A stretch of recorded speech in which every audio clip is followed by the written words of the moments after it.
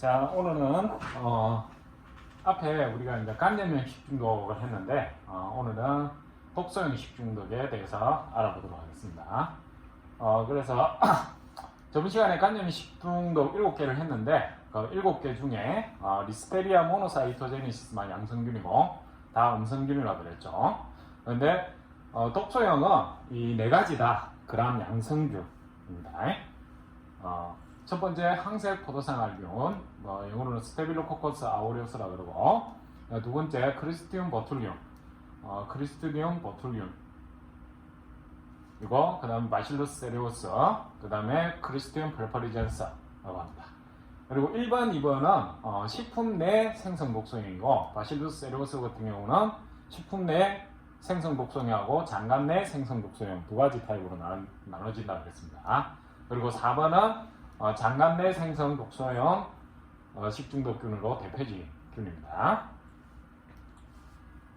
첫 번째 스테빌로코커스 아우레우스, 일명 항색 포도상 알균이라고 그럽니다. 기본적인 pH나 생육 pH나 이런 것들은 책에 보면 있는데 일반적으로 그람 음성균, 간염성 식중독보다는 고온이나 고염 이런 조건에서도 상당히 오래 생존을 하고 거기에서도 생육이 가능한 균이라고 보시면 됩니다. 그래서 현미경으로 관찰하면 포도송이 모양의 구균이며 무화, 포화, 호기성 또는 통성 형기성입니다. 일반적인 뉴트런트, 그러니까 영양대지에서 이 균을 키우면 항색 색소를 생산한다고 해서 현미경 관찰하고 그 다음에 항색 색소를 생산한다고 해서 항색 포도상 알균이라고 보통 이야기를 합니다. 코알라이즈 양성, 그 다음에 베타 헤몰라이시스를 해서 용혈 작용이 있습니다. A에서 F까지 6형의 장독소가 일명 엔테로톡신입니다. 엔테로톡신이 존재를 하는데 이 중 장독소 A가 가장 높은 치사율을 보인다. 약 73% 정도의 식중독률을 보이고 있습니다. 독소형 세균성 식중독 같은 경우는 간염형보다는 상당히 잠복기가 짧다. 왜냐하면 간염성 식중독 같은 경우는 장간에 침투해서 얘들이 시그널을 줘서 하기 때문에 어떤 거는 여시니아 같은 경우는 여시니아 엔테리티스 같은 경우 일주일 정도 잠복기가 있는 경우도 있습니다. 근데 독소형은 대부분 빠르게는 한 30분 안에 증상이 나타나기도 합니다. 그래서 장독소가 신경 수용체를 거쳐 구토, 등초를 자극하여 구토로 유발하며 그 외 설사와 복통을 동반하는 급성 위장형 증상을 나타낸다. 지금 항색 포도상 알균은 대표적인 식품 내 생성 독소형입니다. 그래서 주의할 점이 일단은 식품 내에서 이 균이 정식을 못하도록 해야 된다. 만약 정식을 하더라도 뭘 못하게 해야 된다? 독소를 생산하지 못하게 해야 된다. 이게 식품에 균이 정식해서 독소를 생산하고 나서 살균 처리를 해도 독소가 파괴가 안 된 상태에서 식품을 섭취를 하면은 식중독이 일어납니다. 그래서 제일 중요한 거는 첫 번째는 미생물을 안 자라게 하는 거. 원인인 미생물을 안 자라게 하는 거. 자라더라도 독소가 생성되지 않도록 하는 거. 그 다음에 독소가 생성되었다면은 그 독소를 파괴될 때까지 처리를 해서 식품을 섭취해야 된다는 거. 그래서 잠복기는 한 1시간에서 6시간, 평균 3시간으로 매우 짧다. 그래서 간염성, 특히 세균성 식중독과 구분이 됩니다. 그리고 치사율은 낮고 한 하루에서 이틀 정도면 회복이 됩니다. 발생 현황 원인 식품은 이 균은 우리 피부에도 항시 상재하는 균이기 때문에 거의 모든 전 식품이 오염이라고 보면 됩니다. 오염이. 그래서 장독소의 식중독 발생은 5월에서 9월에 집중하나 최근에는 연중 발생을 하고 있다. 물론 거기에는 기후온난화 문제도 있지만은 대부분 우리가 겨울철에도 실내는 상당히 따뜻하게 생활을 하고 있기 때문에 그런 문제 때문에 연중 발생을 하고 있습니다. 우리나라에서는 주로 탄수화물 식품, 그러나 유럽이나 미국은 주로 단백질 식품의 주요 원인 식품이다.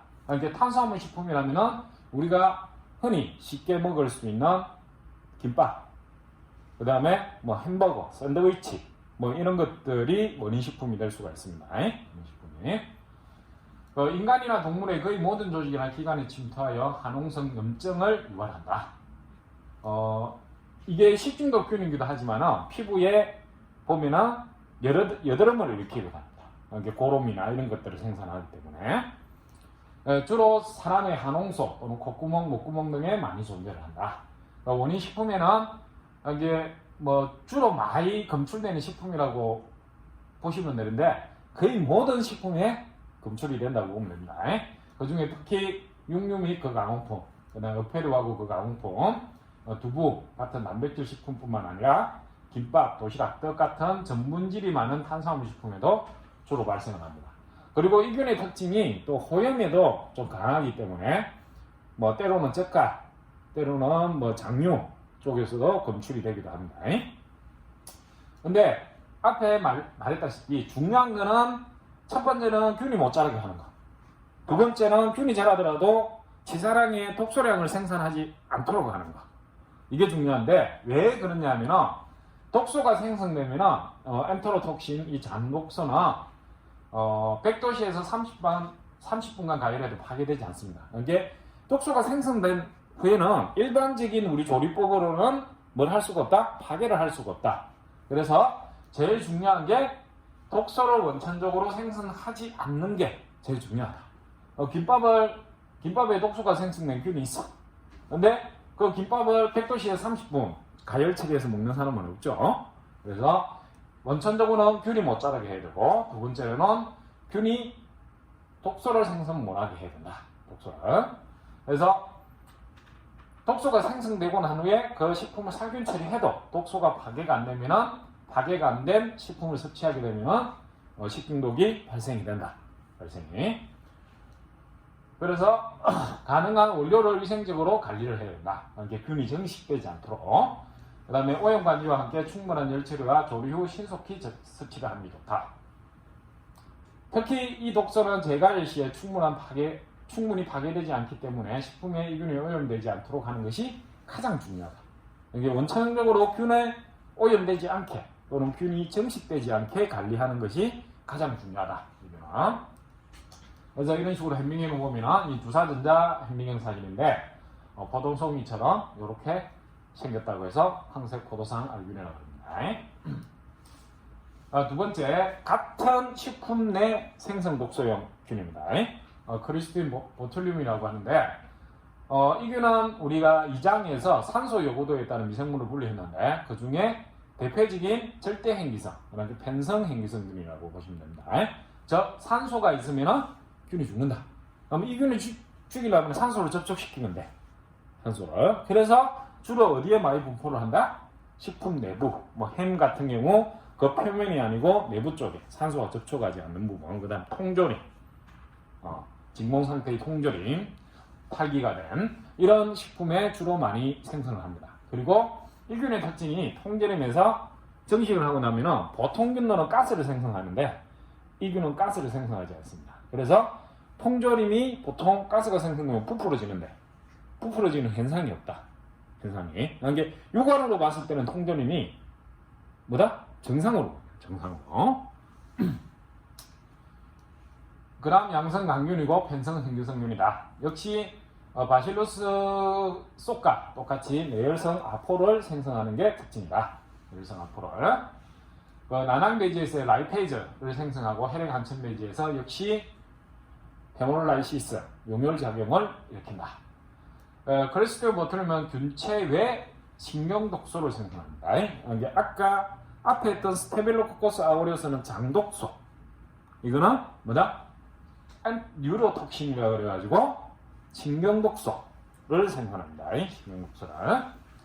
신경독소는 A부터 G까지 7형이 있는데 그 중에 사람에게 주로 식중독을 일으키는 건 A, B, E, F다. A, B, F. 그 중에 A가 가장 치명적입니다. 치명지고 A형은 주로 야채, 과일, 육류에 많이 분포를 하고 B형은 육류, 사료, 그 다음 E형은 어패류, F형은 육류와 관계가 깊습니다. 잠복기는 약 12시에서 36시간 정도고 A형은 72시간 후에 그 다음에 E형은 2시간에서 4시간 후에 신경정상 마비를 이렇게입니다. 그래서 크리스티움 보툴린이 생산한 독소를 뭐라 그런다? 보툴린이라고 합니다. 보툴린. 그래서 이걸 아주 극미랑 잘 정제를 해서 의학적으로 사용하는데 이게 주로 주름에 폐결하는 보톡스 소재로 사용을 한다. 보톡스 소재. 일명 신경증상이기 때문에 구기, 구토, 설사 등의 위장 증상 후에 진행된다거나 시신경화비, 약시, 복시, 동공학대 등을 일으킵니다. 특히 신경독소이기 때문에 바로 치료를 하지 않으면 치사율이 상당히 높다. 치사율이. 그래서 간염형 식중독 중에 오이르칠, 스체리카 오이르칠, 대장균 오이르칠 H7가 똑같이 제1군 법정균으로 관리를 합니다. 관리를.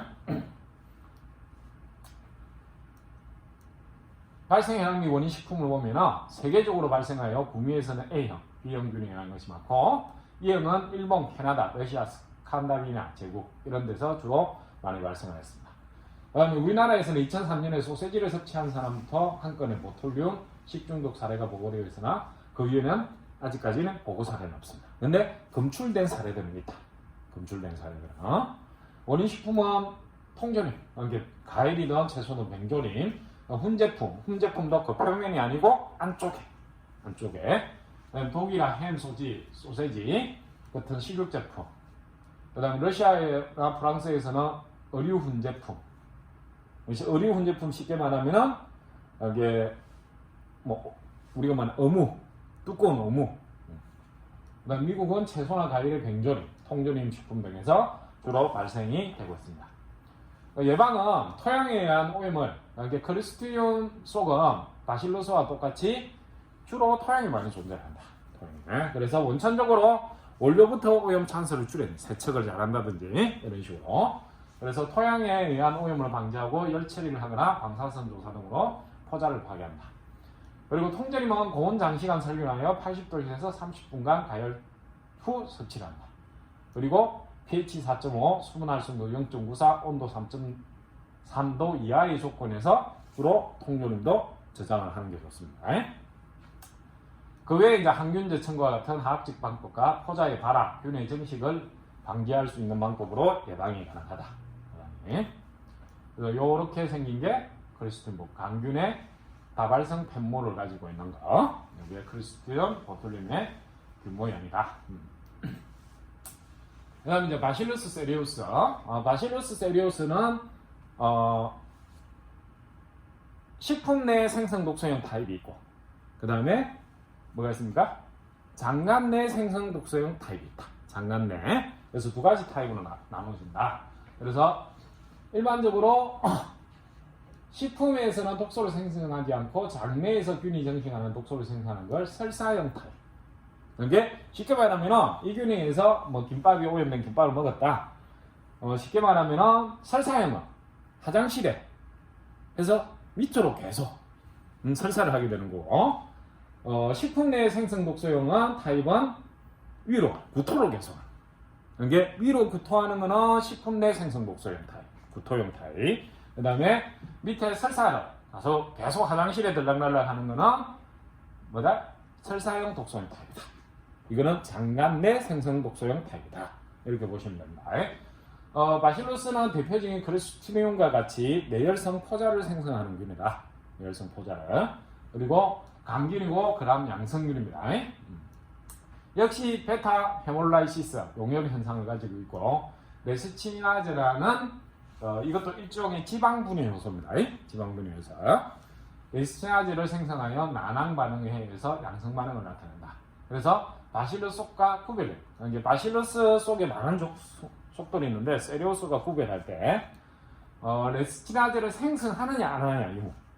그러니까 우리가 흔히 청국장을 나누는 바실루스 버틸리스는 레스치나제를 행성하지 않습니다.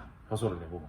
그래서 보통 배지에서는 세로스균은 분홍색을 띠는데 이 배지에서 버틸리스 같은 경우는 항색을 띱니다. 항색을. 그래서 요거는 식품위생학 실험 수업 때 보면은 확실히 알 수가 있습니다.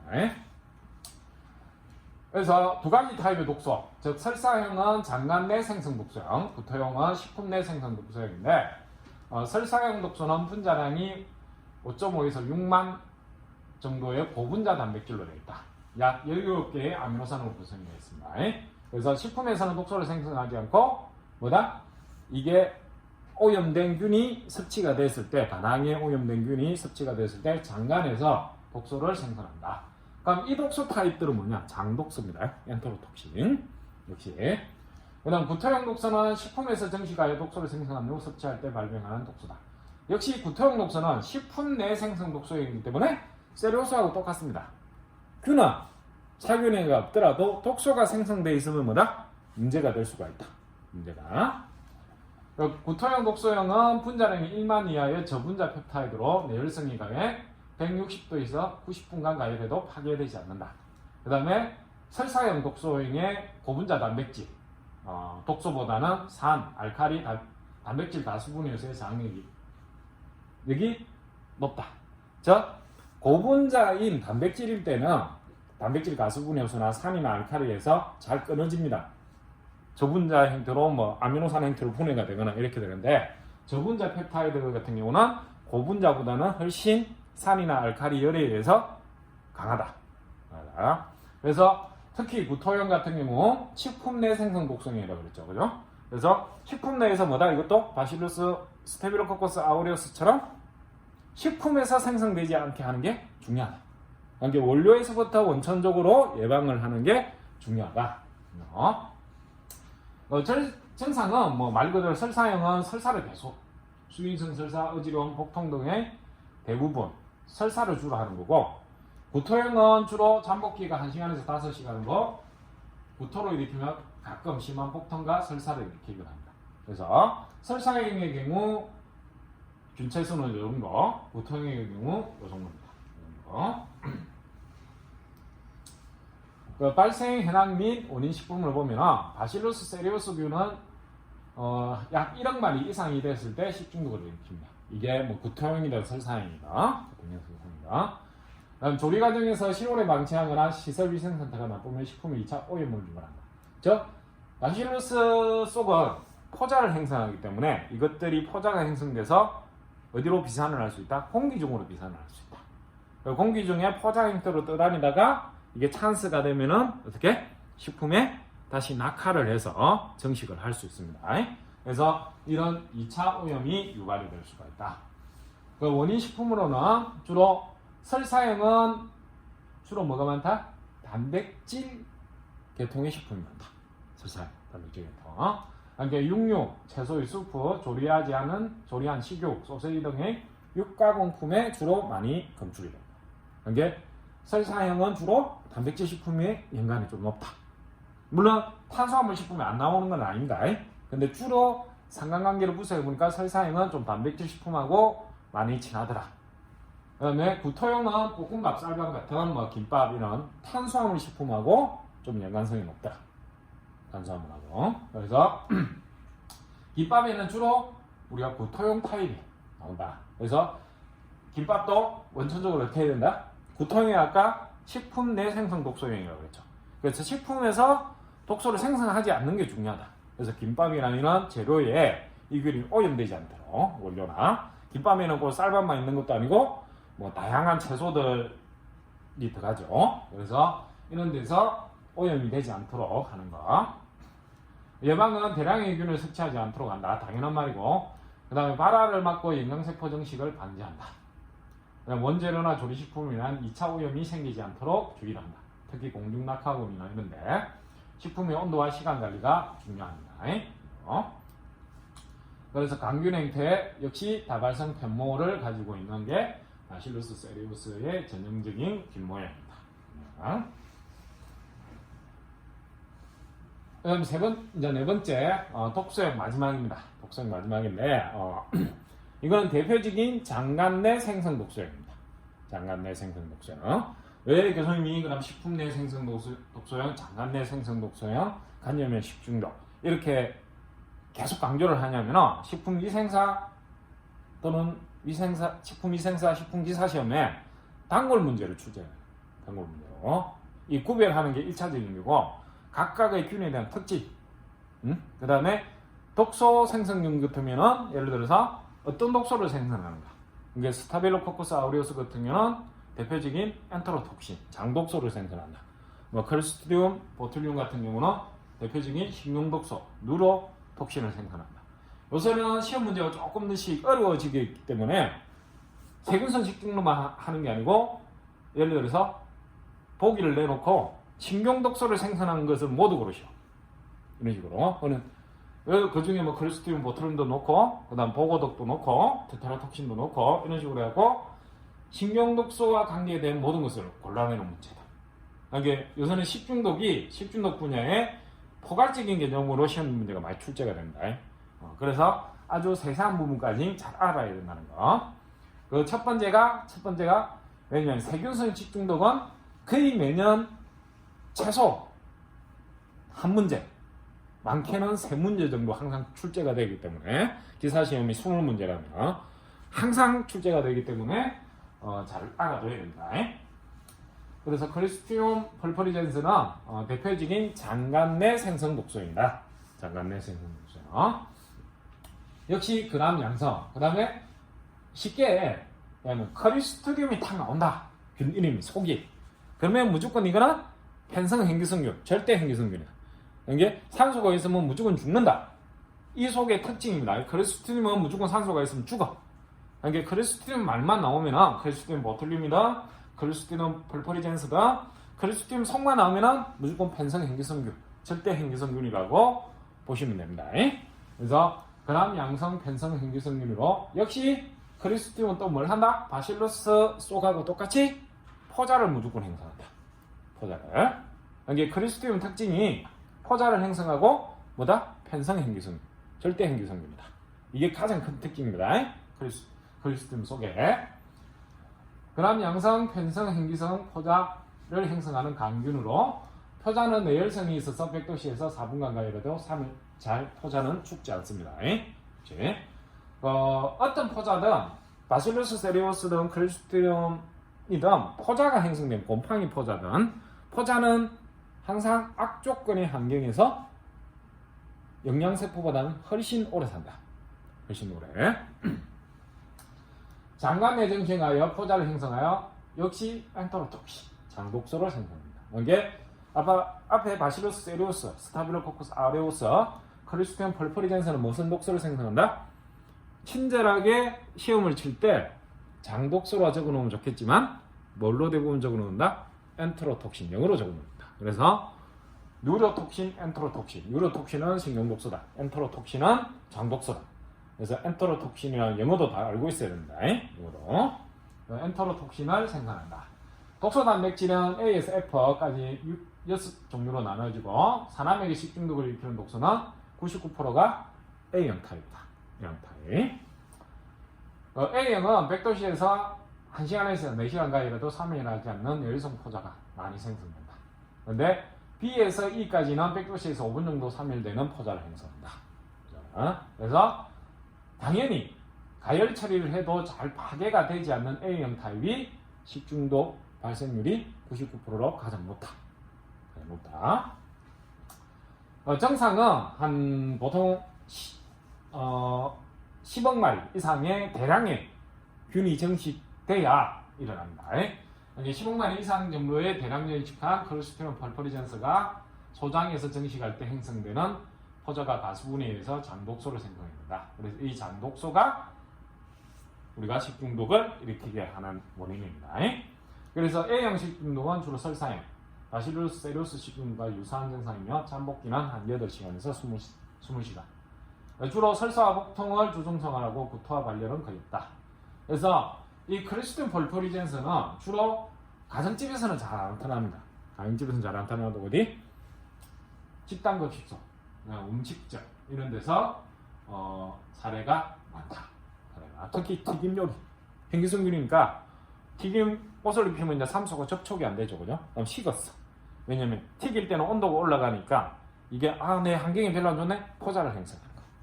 포자를. 포자가 형성됐다가 튀김을 계속 튀기진 않죠. 그럼 온도를 이제 상온을 낮춘단 말입니다, 그죠? 낮추면은 내 살기 좋은 온도가 됐어. 다시 영양세포로 부활을 합니다. 그래서 또 정식을 해갖고 또 포자를 형성합니다. 그래서 주로 단체 급식, 그러니까 대량으로 튀기거나 대량으로 조리할 때 많이 발생을 하는 식중독균이다. 발생 현황 및 원인 식품은 계절적인 구분 없이 연중 발생되며 대규모로 집단하는 것이, 즉 아까 단체 급식소 우리가 앞에 그 식중독 발생 현황에서 봤는데, 식중독 발생 건수는 집단 급식소가 낮은데 환자는 뭐가 많았다? 집단 급식소가 훨씬 많았다. 그 이유는 건수는 낮지만 한 건당 발생되는 환자 수가, 보통 집단 급식소는 최소 집단 급식소를 몇 명 이상 우리나라에서는 정의를 하고 있다? 50명 이상을 집단 급식소로 한다. 그럼 집단 급식소 위생법에 따라야 됩니다. 그러니까 최소한 뭐 50명이 다 발생을 안 하더라도 한 40명 정도 한꺼번에 발생을 할 수 있다. 특히 뭐 초중고 이런데 도시 같은 데는 한 번에 집단 급식을 할 때 보통 한 200명, 300명 뭐 이렇게 하기 때문에 발생 건수는 낮지만 환자 수는 많다. 집단 급식소에서. 그래서 대규모 집단 발생하는 것이 특징이다. 북미, 유럽, 일본 등에서 크리스틴 펄프리젠스에 의한 식중독 발생 사례 보고가 많다. 우리나라에서는 행기살균이라 그랬죠. 레토르트 식품이 뭐다? 주로 통조림 같은 식품을 먹었다. 살균한 통조림 식품. 근데 살균이 완전히 안 돼 있는데 포자가 완전히 살균이 안 된 상태에서 이제 살균 처리가 되고 나서 보관을 해. 그러면 행기성 조건이 되고 얘가 뭐다? 온도가 떨어지면은 정식을 그 안에서. 그래서 2001년에 레토르 식품에서 처음 보고되어 검출되어서 2003년에 식중독 발생 보고가 되었다. 유지속적으로 식중독 발생이 보고되고 있으며 2008년까지 지속적으로 발생 건수와 환자 건수가 계속 늘어나고 있습니다. 왜냐? 집단 급식이 계속 늘어나니까. 소위 말해서 교수님이 학교 다닐 때까지 고등학교 때까지 도시락 싸다 그랬어요. 고등학교 때까지. 근데 요새는 고등학교도 급식을 다 하죠. 고등학교도 급식을. 이게 학교 급식이 늘어나고 단체 급식이 늘어남에 따라 계속 증가하고 있다. 증가. 원인 식품은 육류, 가금류, 의류, 면제품, 그다음 동물성 단백질 식품이나 기름에 튀긴 식품, 특히 튀김류 이런 것들. 단백질 식품을 가열조리하면 행기성 조건을 유지하므로 이러한 조건에서 100도씨로 가열 살아남은 포자가 급속하게 증식해서 문제가 발생한다. 특히 튀김 같은 경우. 영양은 가열조리 후 즉시 섭취, 가능한 빨리 냉각, 냉장 보관하여 냉각 효과를 높이는 것이 좋다. 즉 행기도를 낮추는 게 좋다. 그러니까 이놈은 산소를 싫어하기 때문에 뭐다? 행기적 조건이 되고 적당한 온도만 되면은 포자만 살아있으면은 증식을 한다. 근데 크리스티듐 보툴륨처럼 이 균도 유관상으로는 관찰이 안 된다. 가스가 부풀어지거나 이렇게 하지 않기 때문에. 냉장에 두었던 식품을 섭취 전에 꼭 가열한 후, 그러니까 영양세포가 된 균이 있다면 그걸 영양세포를 살균한 다음에 섭취하는 것이 좋다. 그래서 크리스틴 펄프리젠스는 강균의 역시 다발성 편모를 갖고 있는 형태를 하고 있습니다. 이번 시간에는 식중독에 특히 세균성 식중독 정의, 그 다음에 식중독의 분류, 그 다음에 식중독 발생 현황, 그 다음에 식중독 부분에서 보통 우리가 식중독이 뭐 화학적 식중독도 있고 그 다음에 생물학적 식중독도 있는데 생물학적 식중독이 약 70%를 차지합니다. 그 중에 그 70% 중에서도 약 60%나 50% 정도가 미생물에서 발생합니다. 물론 거기에는 곰팡이독이나 이런 것도 포함되지만 대부분 한 50%에서 40%는 뭐다? 세균에 의해서 식중독이 발생이 됩니다. 물론 식중독은 항생제라 이런 치료제가 있습니다. 이게 식중독 걸리면 병원 가고 항생제 맞으면 되는데 이제 이 장 마지막에 우리가 나올 건데 항생제 내생균이 이제 출현을 하게 된다. 내생균이 그는 식중독 마지막 장에 항생제가 뭐며 항생제 내생균이 뭔지에 대해서 이야기를 할 겁니다. 그래서 오늘 다시 최종 정리를 하면은 식중독이라 하면은 꼭 미생물뿐만 아니라 그 미생물, 그다음 미생물이 생산한 독소, 그다음에 화학물질, 위해 화학물질 이런 것들이 일어나는 뭐다? 급성 건강장애를 식중독이라고 한다. 그다음에 WHO에서는 2인 이상 동일한 또는 유사한 질병이 발생을 하면 뭐라 그런다? 집단 식중독이라고 한다. 최근 우리나라 15년간 식중독 발생 추이를 보면 점점 더 증가를 하고 있다. 네, 기후 온난화나 그다음에 아까 급식소, 단체 급식소나 이런 것들이 급식소 발달 이런 것 때문에 점점 증가를 하고 있다. 그러면 이제 식중독의 분류에는 크게는 세균성 식중독, 그다음에 두 번째 바이러스 식중독, 그다음에 화학적 식중독. 화학적 식중독에는 쉽게 말하면 자연독, 뭐 식물독이나 동물독이나 곰팡이독 이런 것들이 있다. 세균성 식중독에 오면은 세균성 식중독 중에 세균성 식중독하고 갱구 전염병, 그러니까 입을 통해서 일어나는 전염병을 갱구 전염병이라고 합니다. 갱구 전염병하고 구별할 줄 알아야 된다. 가장 큰 차이점이 뭐다? 제일 중요한 게 요새 많이 문제가 되고 있는 거 간염. 그러니까 갱구 전염병 말 그대로 전염을 시키는 거예요. 2차 간염을 시키는 거. 근데 세균성 식중독은 뭐다? 자기 혼자 배 아프고 뭐 끝나. 남한테 이양을 시키지 않는다. 그게 가장 큰 차이점입니다. 그리고 또 하나 세균성 식중독은 식중독이 일어나면 뭐 한다? 다량의 균체가 필요하다. 물론 외적으로 뭐 O117H7 같은 100마리, 그 다음에 캄비로박터 제주미 같은 건 한 1000마리, 그 외적인 경우도 있지만 대부분 뭐다? 1억 마리 이상의 균체 수가 있어야 된다. 근데 갱구 전염병은 10마리 이렇게 있어도 그게 확산이 돼서 일어날 수가 있다. 일어날 수가. 그게 가장 큰 차이점입니다. 그 다음에 갱구 전염병하고 세균성 식중독은 두 개 다 치료제가 있습니다. 바이러스를 빼고 항생제라는 걸 치료제로 사용을 하면 됩니다.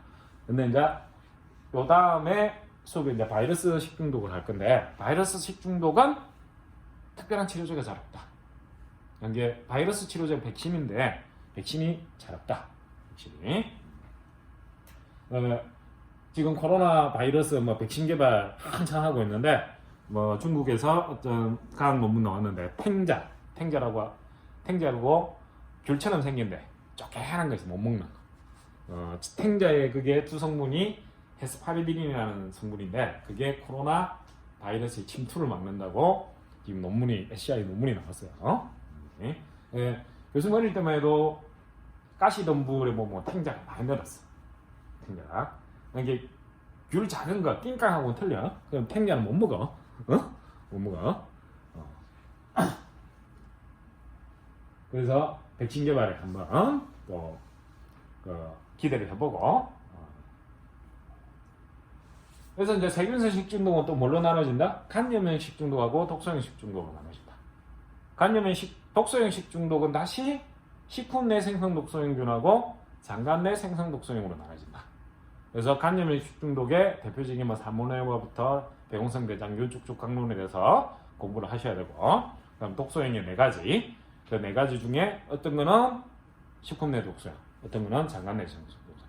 특히 바실로스 에리오스 같은 경우는 뭐다? 설사형은 장간 내 독소형, 구토형은 식품 내 독소형. 이런 식으로 그 강론에 대해서 각각 다 공부를 하셔야 됩니다. 오늘 여기까지 하고 다음 시간부터는 곰팡이 독소부터 다시 하도록 하겠습니다.